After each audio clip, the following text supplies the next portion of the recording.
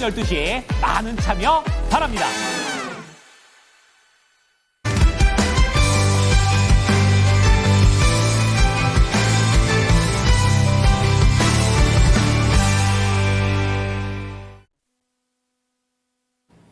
네, 이코노미 클럽 시간입니다. 오늘은 루크투자연구소 임순재 대표 모시고 이야기를 나눠보겠습니다. 네, 대표님 안녕하십니까? 네, 안녕하십니까? 네. 자, 그러면 오늘 임순재 대표와 함께할 이야기의 주제부터 확인해 보겠습니다. 주제 띄워주시죠. 경칩에 개구리가 놀란다. 눈 내리는 3월 첫 증시. 그렇습니다. 이 속담으로 시작을 해봤습니다. 이 절기상 경칩이면 개구리가 깨어난다고 하죠. 따뜻해지니까요. 자, 그런데 막상 깨어나 봤더니 아직 좀 춥더라. 바로 이런 뜻입니다. 그러니까 좀 따뜻해져나 싶었는데 다시 추울 수도 있다는 뜻이죠. 지금 우리 증시 상황이 딱 그렇습니다. 이제 드디어 기지개를 좀 켜나 싶었는데 미국발 불확실성에 또 짓눌리고 있습니다. 사실 쉬는 동안 연휴 기간 동안에도 뉴스가 많이 나왔습니다. 트럼프와 젤렌스키의 대립과 심지어 이 우크라이나 원조 중단 소식까지 나오게 되면서 오늘 방산주들 움직임이 정말 발빠르게 나오고 있습니다. 자, 그러면 이 3월 증시 길었던 겨울을 떨쳐내고 다시 봄 기운을 맞이할 수 있을지 시장에 대한 다채로운 이야기 펼쳐보도록 하겠습니다. 자, 먼저 넥스트레이드, 이 대체거래소 이야기를 빼놓을 수가 없습니다. HTS 시스템이 재정비도 진행이 되고 투자자분들 많이도 혼란스러운 면을 겪기도 했을 텐데, 자, 오늘 10시에 개장했습니다. 대체거래소, 기존 거래소와 또 어떤 차이가 있는지 이 얘기 좀 짚어주시죠. 네, 기존에는 지금 68년 동안 계속 한국거래소 이제 하나밖에 이제 거래소가 없었는데, 예. 여기 이제 추가적으로 이제 넥스트레이드라는 새로운 거래소가 이제 나왔다라고 보시면 될 것 같습니다. 대부분 그러다 보니까 대부분 증권사들이 여기에 참여할 것이다. 다 지금 얘기는 하고 있는데, 예. 지금 14개 증권사 같은 경우는 이제 시간 외 시장, 그다음에 정규 시장 모두 참여를 하게 되는 거고요. 14개 증권사 같은 경우는 지금 시간 외, 시간 전 시장에만 지금 참여를 하고 있습니다. 아마 순차적으로 본다라고 하게 되면 아마 2분기가 끝나는 시점이 되면 대부분 증권사들이 참여할 가능성은 있다라고 생각을 해보실 수 있고요. 예. 이번에 이제 거래소 개편이 되면서 가장 크게 이제 참여자들이 관심을 갖는 게 거래 시간이 크게 증가한다라는 거죠. 그렇죠. 네, 기존에 이제 6.5시간에서 이제 12시간으로 2배 가까이 증가를 한다라고 보시면 되는데요. 지금 화면에서도 보다시피 기존에는 출발한다라고 해서 8시 30분서부터 9시까지 시가가 있긴 했었지만 큰 영향은 좀 미미했었고요. 이외에 정규 시장, 그다음에 이제 종가 관련돼서 이제 시장이 있었고요. 그 외에 이제 시간의 단일가가 있는 시장이었습니다. 근데 이 시장이 이제 ATS가 출범한 이유를 본다라고 하게 되면 8시서부터 시작이 됩니다. ATS에서 이제 8시서부터 8시 50분까지 거래를 하고 있는 거고요. 그 다음에 일단 거래소에서는 똑같습니다. 8시 반부터 3시 30분까지 똑같이 거래가 되는 거고요. 그 이후에 이제 애프터마켓이다라고 해서 ATS 시장에서 다시 15시 30분에서부터 20시까지, 그러니까 8시까지 다시 확대가 되고 있는 그런 모습이다라고 보시면 될 것 같고요. 이게 좀 상당히 길더라고요. 네, 그렇죠. 어떻게 보면 증권사 직원 입장에서 보면 그렇게 예. 안 좋을 수도 있는데 투자자 입장에서 보면 상당히 좀 긍정적으로 볼 수 있다라고 보시면 될 것 같습니다. 이와 더불어 이제 주문 제도도 조금 몇 개가 바뀌는 부분이 있습니다. 예. 거래소에서 바뀌는 건 아니고요. ATS에서만 이제 바뀌는 그런 내용인데요. 대표적으로 이제 중간 지수 가격이다라는 게 이제 새롭게 생겨난다라고 보시면 될 것 같습니다. 그러니까 그 이전까지는 그러니까 매도 호가 중에 가장 낮은 거와 그다음에 매수 호가 중에 가장 높은 게 맞지 않으면 거래가 안 됐는데, 그 중간 가격으로도 거래가 체결될 수 있는 그런 이제 주문이 새롭게 나타났다라고 보시면 될 것 같고요. 그다음에 그리고 또 하나가 이제 지정 주문가라는 게 이제 또 새롭게 생겨났다라고 예. 보시면 될 것 같습니다. 이뿐만 아니라 또 이제 특색이 있다라는 게 본다라고 하게 되면 그만큼 이제 그러니까 거래소 수수료도 조금은 줄어들었습니다. 원체 거래소 수수료가 큰 비중을 차지하지는 않습니다. 네. 0.0025%를 차지했는데 지금 이제 ATS 같은 경우에는 0.0013에서 0.0018로 이제 조정이 됐다라고 보시면 될 것 같습니다. 일단 뭐 이렇게 시장이 확대된다라고 해서 모든 종목이 다 바로 거래할 수 있는 건 아니고요. 그렇죠. 아마 순차적으로 좀 확대될 걸로 예상이 되고 있습니다. 뭐 오늘 같은 경우에는 총 10개 종목이 몇 개 안 돼요. 네, 그렇죠. 뭐 거래소 5개, 그다음에 그 ATS 코스닥 5개 이런 네. 형태로 이제 확장이 됐다라고 보시면 될 것 같고요. 그리고 이제 3월 17일에서 3월 21일 사이에 다시 110개 종목으로 확대가 됩니다. 그리고 이제 3월 4주차, 그러니까 3월 24일이죠. 예. 이 정도 되어야 삼성전자와 하이닉스를 포함해서 350개 종목이 거래가 가능합니다. 천천히 늘어나네요. 네, 그렇죠. 그리고 5주차, 그러니까 3월 31일 이후에는 뭐 전체 종목 중에서 800개 종목만 가능하다라고 보시면 될 것 같고요. 아마 이런 체계는 아마 6월 말까지 이어질 걸로 보여지고 그 이후에 이 종목들을 얼마만큼 더 늘릴 것인지 여부가 다시 얘기가 될 수 있기 때문에 그런 점은 좀 주목해 보셔야 되지 않을까라는 생각을 해보고 있습니다. 네, 투자자 입장에서는 조금 더 유리하다고 볼 수 있을까요? 뭐 일단 거래 시간이 확대가 된다라는 게 이제 가장 큰 영향이고요. 특히 예. 뭐 아시아 시장 같은 경우에 국내 시장이 좀 빨리 끝나는 편에 속합니다. 네. 그러다 보니까 뭐 중국 시장이나 인도 시장이 끝난 이후에도 국내에서도 거래가 되기 때문에 뭐 그 끝나는 거에 맞춰서 주식을 매매할 수 있다라는 게 가장 장점이고요. 그리고 또 증권사에서 그럼 과연 이런 ATS 시장과 그다음에 거래소를 어떻게 선정을 할 것이냐라고 보면 뭐 최선 집행 의무다라고 해서 고객이 더 유리한, 그러니까 호가 단위가 좀 더 유리한 쪽에 나와 있는 거래소 시장을 아마 우선적으로 체결이 될 겁니다. 아마 그런 식으로 거래가 될 것이니까 아마 물론 이거를 뭐 고객이 내 어느 시장을 하겠다라고 지정을 할 경우는 뭐 달라지겠지만 그렇지 않다라고 하게 되면 뭐 증권회사에서 알아서 처리를 해준다라고 보시면 되겠습니다. 네. 자, 대체거래소 출범에 따라서 뉴스들이 많이 나왔죠. 그런데 이 개념이 뭔지도 잘 모르겠고 뭐가 바뀌는지 그리고 이게 투자자들에게 유리한 건지 의문이 드셨던 분들에게는 아주 답변이 제대로 됐을 거라 봅니다. 자, 첫 번째로 대체거래소 이야기를 나눠봤고요. 오늘 시장 상황에 대한 이야기 좀 자세히 들어가 보겠습니다. 유난히 좀 도드라지는 게 오늘 반도체와 2차 전지 약세가 분명히 나오고 있고 트럼프의 수혜주로 불렸던 방산과 조선 오늘 뭐 또 날아갑니다. 이런 가운데 이 재건이나 기계 이쪽은 좀 약한 모습을 보여주고 있는데 이 관련주들 이 대응 방향 좀 어떻게 봐야 될지 살펴주시죠.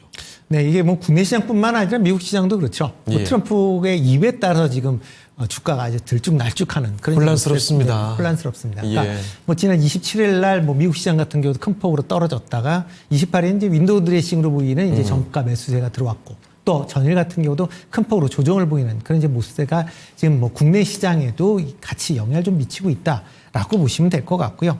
뭐 특히 지금 가장 이슈가 되고 있는 지금 관세와 관련된 그런 분야가 좀 더 시장에 큰 영향을 좀 미치고 있다라고 보시면 될 것 같습니다. 그렇기 때문에 이런 트럼프에 대한 발언에 따라서 개별 종목에 대한 아니면 개별 섹터에 대한 움직임이 좀 더 크게 작용을 하고 있다라고 보시면 될 것 같고요. 그중에서도 지금 방산조선 같은 경우에는 상대적으로 수혜를 입을 가능성에 대한 부분들이 얘기가 나오고 있습니다. 뭐 방산 관련된 부분은 뭐 관세에 대한 부분도 물론 있겠지만 지금은 뭐 우크라이나와 우크라이나와 미국 간에 일단 뭐 광물 협정, 그다음에 이제 평화 협정 관련된 진행이 상당히 좀 삐그러거린다라는 그런 이제 얘기가 나왔습니다.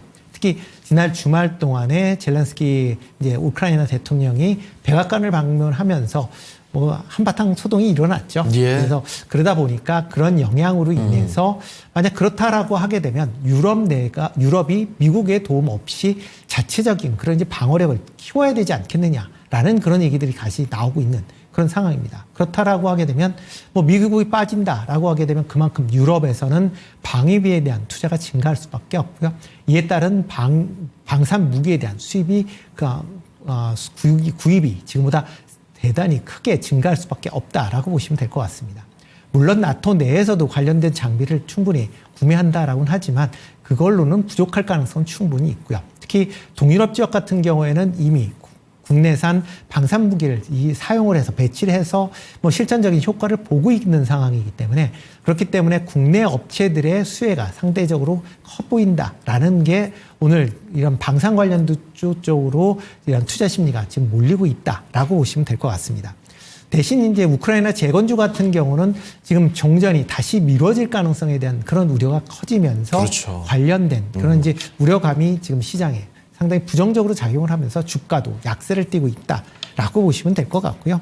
뭐 중장기적으로는 방산 관련된 종목들은 여전히 좀 관심 있게 보셔야 되지 않을까라는 생각을 해보고 있습니다. 네. 그러면 그 방산 관련들 지금 진입하는 거 좀 늦었다고 봐야 될까요?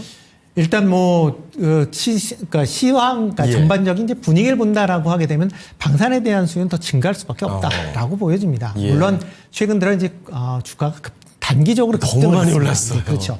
그거에 대한 우려는 분명히 있을 수가 있지만 중장기적으로 본다라고 하게 되면 여전히 방산 관련된 종목들은 그렇게 고평가가 됐다라고 보기는 아직까지도 어렵다라고 보여집니다. 뭐 최근에 주가가 급등을 했지만 여전히 방산 관련된 종목들의 PER을 보면 20에서 30배에 불과합니다. 뭐 이 정도 수준이면 뭐 2차 전지에 비해서 상당히 사뭇 싸다라고 하는 게 더 맞다라고 표현이 되는 예. 거고요. 그렇다라고 하게 되면 만약 추가적인 뭐 수주 얘기가 나온다라고 하게 되면 관련된 종목들의 그런 이제 수주의 모멘텀을 더 받는다라고 하게 되면 지금보다도 한 단계 추가적인 뭐 레벨업이 충분히 가능하다라고 보여집니다. 특히 이제 국내 방산, 지상전 관련된 방산, 뭐 대표적으로 K2 전체나 K9 자주포 같은 경우에는 지금 이제 중동 지역 수출이 상당 부분 좀 제한이 되어 있었습니다. 예. 그렇지만 파워팩을 국산화하면서 그런 이제 수출 제한이 상당 부분 해제가 될 걸로 예상이 되고 있습니다. 그렇다라고 하게 되면 유럽뿐만 아니라 중동 지역 내에 이런 국내 방산업체의 수출도 활기를 띈다라고 하게 되면 뭐 지금 주가 수준이 물론 단기적으로 상승을 했기 때문에 부담스러운 수준이긴 하겠지만 뭐 추가적인 상승 여력은 가능하다라고 보여지고요. 다만 단기적으로 보면 올랐기 때문에 조금은 기간 조정이 좀 필요한 그런 시점이 아닌가라는 생각을 해보고 있고요.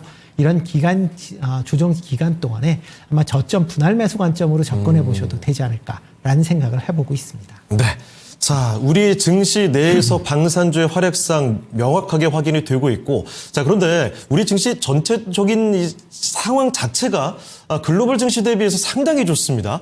이 미국 관세 공포에도 사실 코스피의 경우에는 오늘 장중에 상승으로 전환되는 모습 확인이 됐었죠. 지금은 소폭 하락으로 돌려내긴 했습니다만, 자, 그러면 지금 오후장 흐름 예측하고 좀 오후장의 전략 좀 한번 간단히 세워주실까요? 네, 그러니까 일단 뭐 오후장 같은 경우는 트럼프 발언 여부, 특히 이제 관세의 부과 여부가 아마 가장 관심이 가져야 되지 않을까 싶습니다. 예. 지금 뭐 3월 4일 기준이니까 이제 미국 시간으로 보면 뭐 조금만 더 지나면 지금 뭐 관세가 이제 부과가 될 거다라고 이제 보여지고 있고요.